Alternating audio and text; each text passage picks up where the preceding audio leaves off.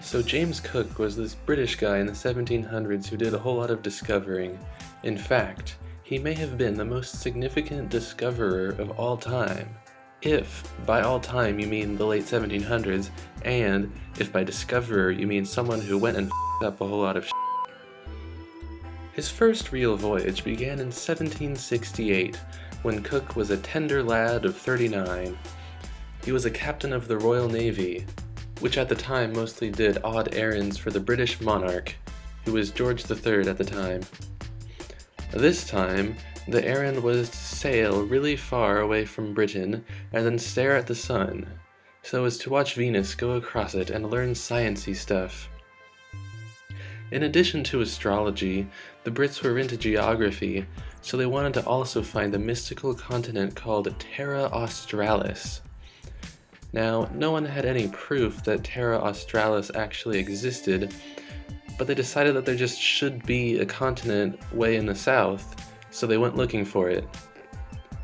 Captain Cook never found this mysterious continent on his first voyage or any of the later ones, but he apparently got really close to what we now call Antarctica. He also charted the coastline of Australia, which takes its name from Terra Australis, even though it's not the real thing.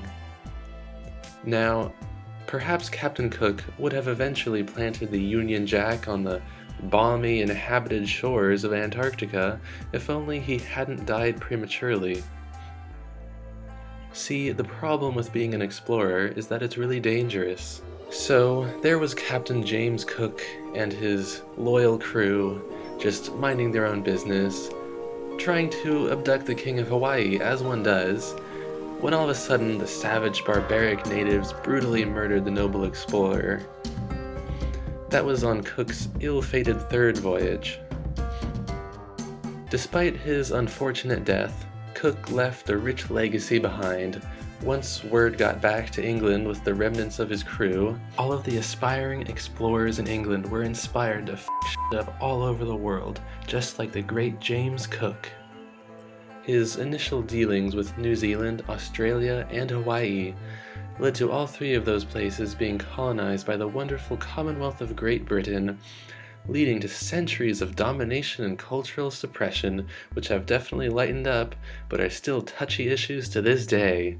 Thanks, Captain Cook.